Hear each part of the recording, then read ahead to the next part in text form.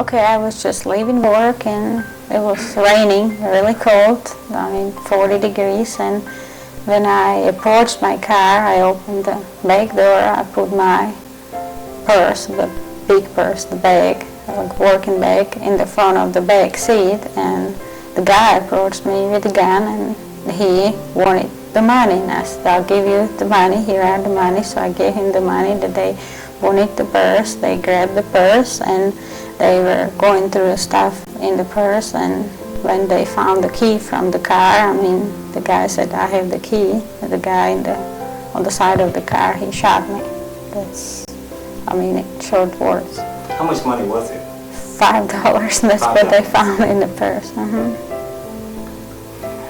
What else was in the purse? It was my cards and my all belongings, and I didn't want to give them the purse because my green card was in there, my passport was in there, so I said I cannot give you my purse because my cards are in there. So I was trying to hold to my purse, but of course they grabbed it and they hit me, so they got the purse, and the second guy, he ran away on the side of the, back of the car and just tried to find whatever he can in the purse, I guess looking for the money. So but there wasn't any more money, so then the guy with the gun, he asked me, where are my keys? And I said, I don't know where are my keys, because when I was giving them the money, I dropped them somewhere and it was in the car or on the ground or somewhere. So I said, I don't know where are my keys. He said, you don't know? And I said, no, I don't know. So I guess he was getting mad or something, but the guy who was having my purse and going through the stuff in the purse, he said, I found the key. So he was approaching this guy, and then the guy with the gun, he shot me. So you immediately recognized that it was a gun that he had? Yes, yes, of course. Okay. And was he trying to find out what particular your car you had? Was he trying to get you to give that information to him? No. It was nothing about the car. I didn't know they would be interested in the car, until they started asking about the keys. I guess they were trying to leave in the car, so. Do you think it would have made a difference if you had more than $5? I don't think so, no. They didn't want just the money. If they wanted just the money, they would get the money and leave, but they didn't leave. So, and they shot me. I was no threat to them whatsoever. I was lying on the ground crying, and hurt and everything, and he shot me there. I was totally, no danger to them whatsoever, and he shot me. So I don't think it would make any difference if I had $1,000 in that purse. Okay, and when you say they, how many people were there? Three guys. Okay. Could you, at that moment, believe that was happening? I know everything was probably so fast. No, it was really fast, and it's just, I didn't realize actually that it was that dangerous, because I wasn't afraid about my life. That time I was afraid I'm going to lose the green card for which I was, working so hard, so many years, and spent so much money, and it was really so much hassle that if I started thinking about it, that I'm going to lose it and I have to go through the same stuff over and over again, that was more threatening to me than the situation, because I didn't think that they would shoot me or kill me or really hurt me that bad. It didn't cross my mind at that point. So. And then how soon was it that Lamar came in to your rescue? Then after they shot me, I was laying on the ground, and for I guess a few minutes I was unconscious, I would say, but I knew that my brain was still working, and I was trying to get up, and I got up. I was trying to walk, but I couldn't walk, so I fell down again, and that's when he found me. So. Okay, and you were assured that he was trying to help you, that it wasn't, He asked me, he screamed if I need help, and I said yes. So then when he approached me, he grabbed me and helped me to kind of walk under the roof, so get me out of the rain. So.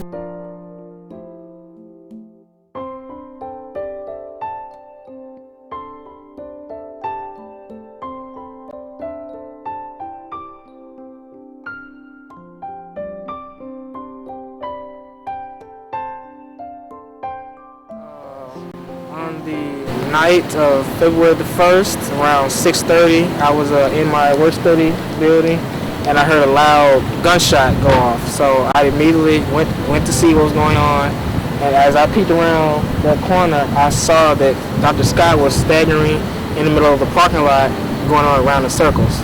So I immediately ran after her, and as I approached her, I saw she had blood all in her hair, all in her clothes. So she fell to the ground. I immediately picked her up off the ground because it was raining that night. So I just wanted to get her out of the rain and just laid her on the by that pillar, just get out of the rain. And at that time, you know, she was telling me that she needed to go to the hospital to call her husband. So I was just amazed that she was able to, you know, tell me, give me her husband's number and name in the condition that she was in.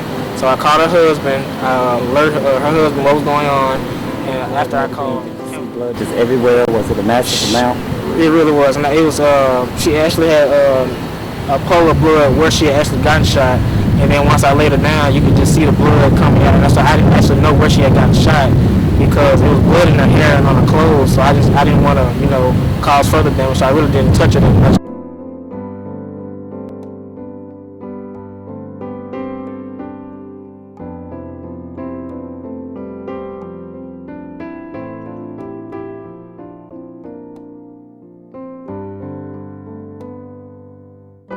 Well, she called me at 6:29 and told me she was leaving the J.A. Peoples building to go to her car. And Lamar Humphrey called me at 6:42 and told me that he was sorry to tell me that she had been shot. So I figured from 6:31 to maybe, you know, 6:37, somewhere in that period of time, 6 minutes or so, that the event occurred. So it was rather fast.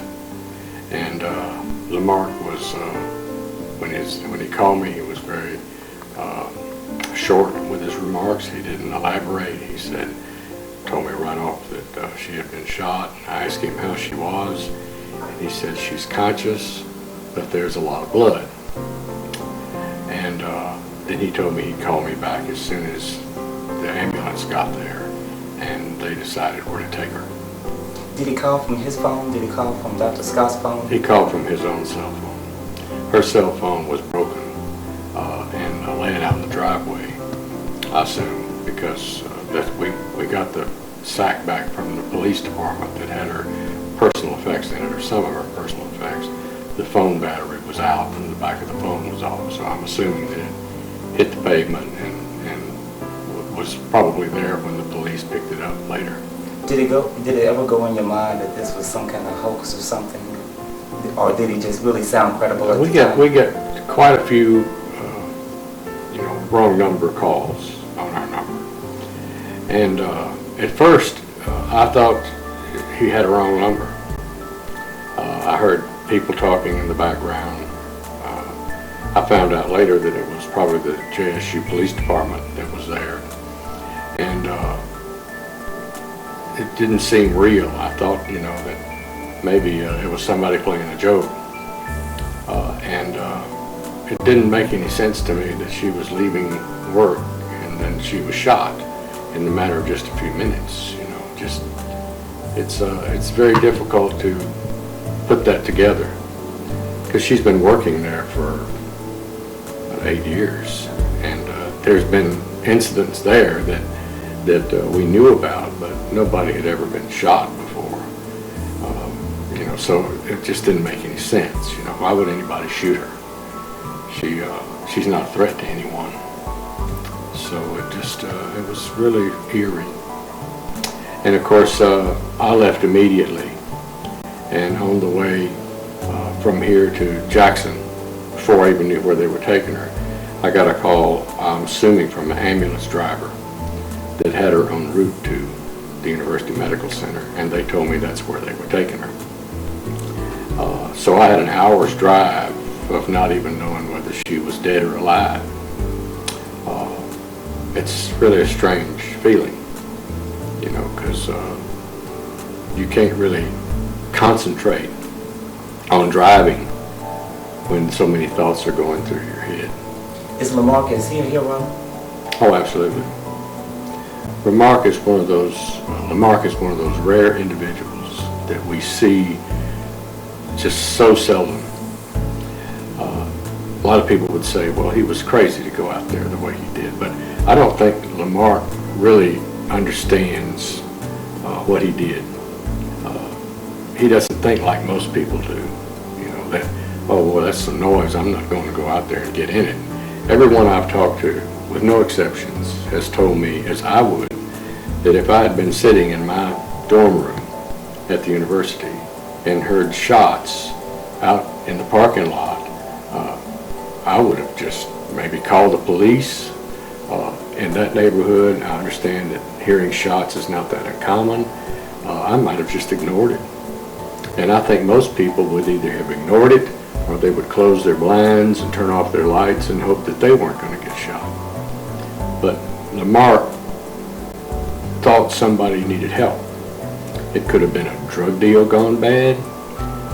When he got out there and he saw my wife stumbling around the parking lot, it might have occurred to him that maybe it was a jealous boyfriend that had shot her, or maybe she was involved in a drug deal.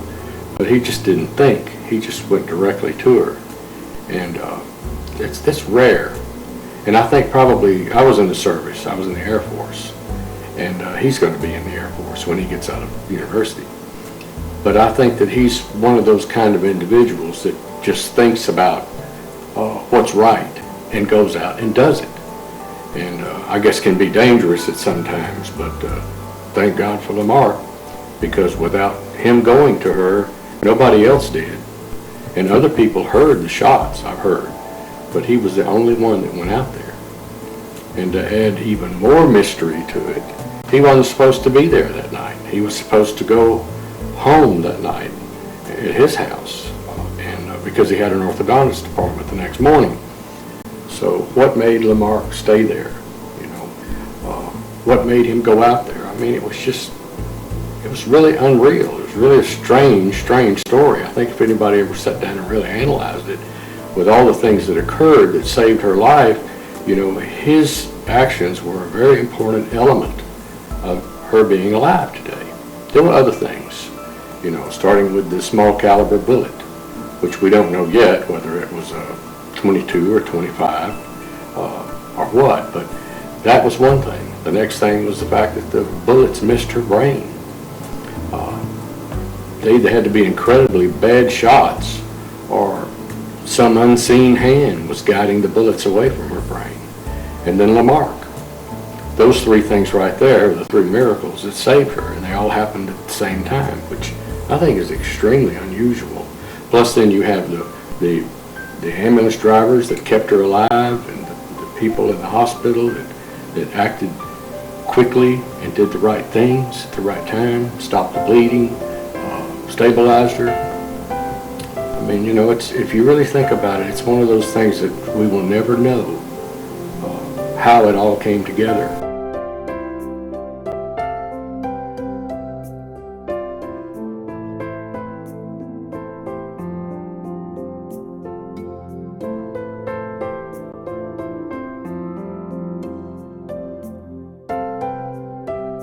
Well, we've contacted Congressman Benny Thompson, through a friend of mine, a very close friend, former Congressman Ronnie Shiles, who was, I believe, in the 4th District here. I think Chip Pickering took his seat. But he spoke to Benny for us on our behalf. And I understand that on February the 23rd, there was several paragraphs read into the congressional record to honor Mark Humphreys for his heroic actions. I believe they said above and beyond the call of duty, which is the same thing they say about the Medal of Honor. And we're very happy that happened. He also mentioned to the Speaker that in his address that we had requested that he be recommended for the Presidential Medal of Freedom, which, as you know, is the highest honor that can be given to an American citizen, not in the military.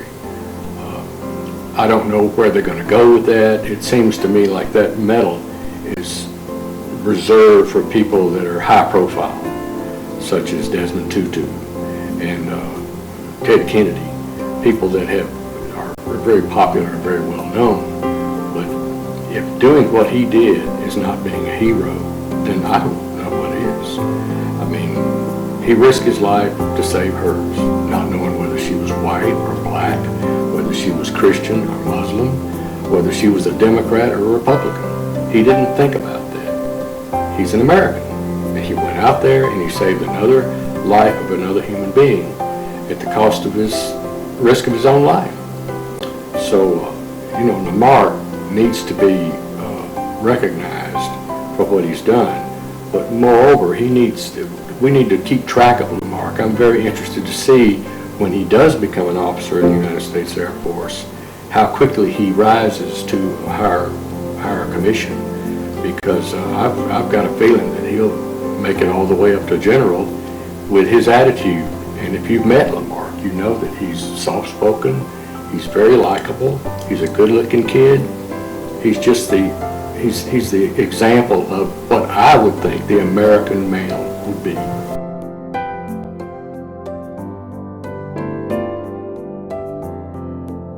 Absolutely. We don't know whether all these men are in custody. It could be that she's in danger. And, I have a permit to carry a concealed weapon, and I will wear it wherever I am, as long as it doesn't violate the laws of the state of Mississippi. And we'll just try to refrain from going in those places where it does. I will use that weapon if I have to protect her life, and as anyone else would do if they had that right and that ability.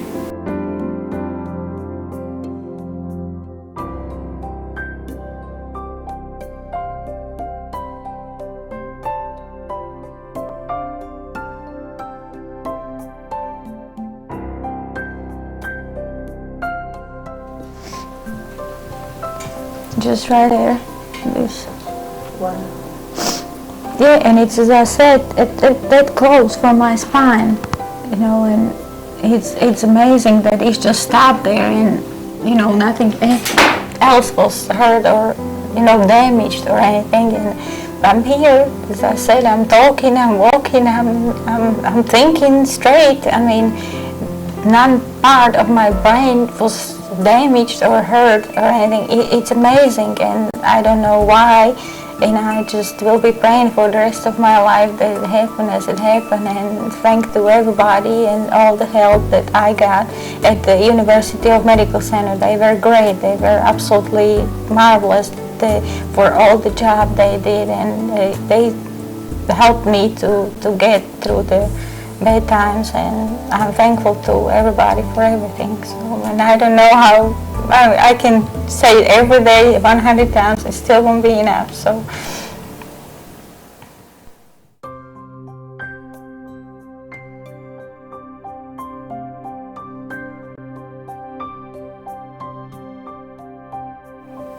We don't know whether all these men are in custody. It could be that she's in danger. And, I have a permit to carry a concealed weapon, and I will wear it wherever I am, as long as it doesn't violate the laws of the state of Mississippi. And we'll just try to refrain from going in those places where it does. I will use that weapon if I have to protect her life, and as anyone else would do if they had that right. There's a lot of things that are on our mind. We've talked about it and discussed it. Yeah, I have one very important thing. I am determined that something good needs to come out of this bad incident, and I hope that the good thing will be a fund that I would like to start, which will be for better security of the Jackson State University, the whole campus. So I would like to ask all the staff, faculty, and all the students to support this fund, because it doesn't have to be just to buy new lights, to install new lights or the safety cameras on the parking lots or in the buildings, but it can be, for example, for the classes where the students will be taught about how they should react in the situations of violent crimes, how they should react in similar type of situation when somebody approach them with a gun or a knife, or somebody will try to rob them or assault them or hurt them. So it can be for many other kind of purposes that will help the safety of the students, the faculty and staff of the Jackson State University. Yeah, because these children, and their children, even though some of them are nearly 20 years old, they go to the university to study and to learn and to better their lives. They don't go there to be soldiers. They don't need to be fighting for their lives. They need to be studying. But they do have to have some basic skills in order to survive. They need to walk in groups. They need to stay out of unlit areas. They need to try to refrain from walking around the campus at nighttime. And most important of all, they need to know how to react, as she said, if they are approached by someone, what to do and what not to do, because you make one small mistake, your history.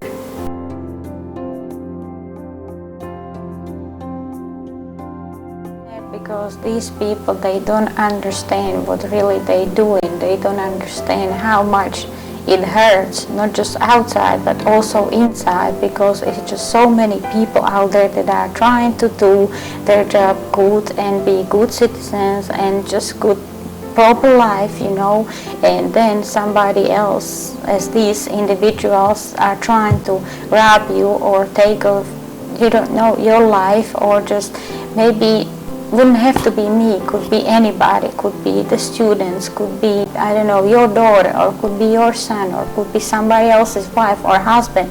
They will hurt them, they will kill them, or they will assault them, or whatever, and they don't care. They don't have any feelings for a human life whatsoever, and that's very scary. That's what makes me mad, that these kind of people are out there and we are not able to do anything, you know, to protect ourselves against such individuals in that kind of situation.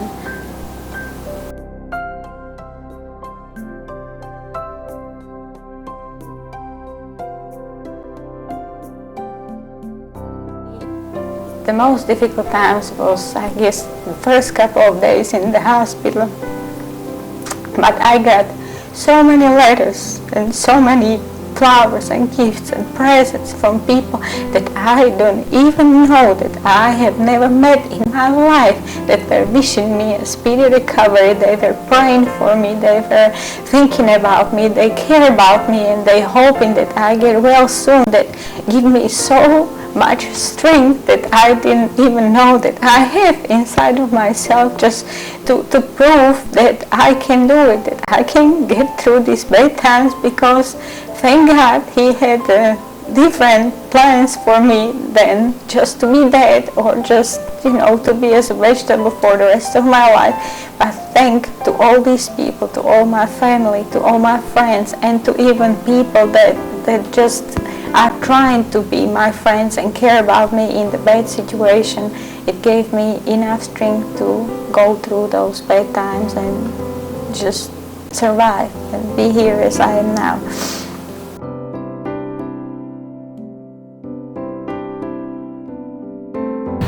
I was, yes, extremely. But like I said, you know, once my adrenaline, you know, reacted, I just, you know, didn't have time to think. I just reacted.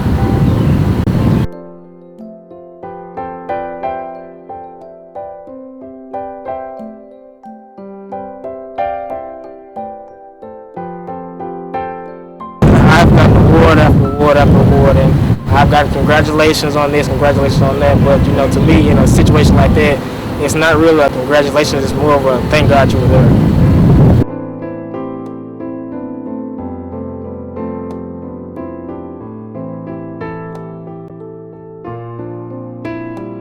I don't really, because like I said, all I did was actually make a phone call. You know, people, you know, saying that you've done much more than that. You know, but to me, I don't consider myself a hero.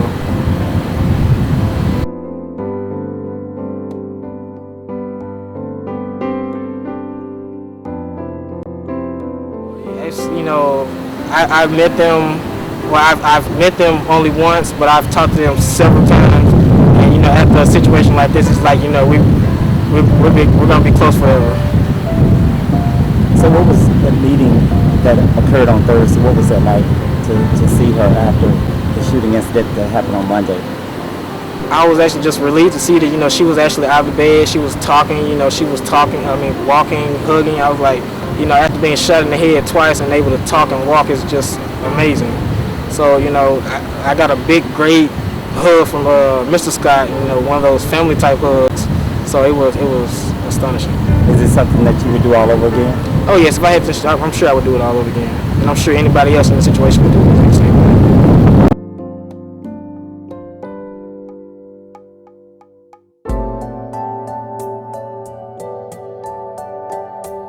I'm from Jackson, Mississippi. I went to Forest Hill High School, graduated. I'm a computer engineering major. I played in the Sonny Boom of the South my freshman year, but got a little too much involved in ROTC as well. So I'm just all around type of guy.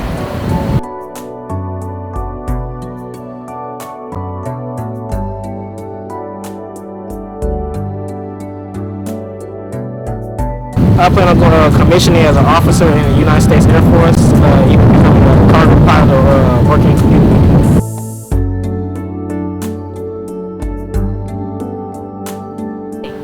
They've actually, the lights, security guards have been back here patrolling more often, and I see security more often, so I actually feel safe.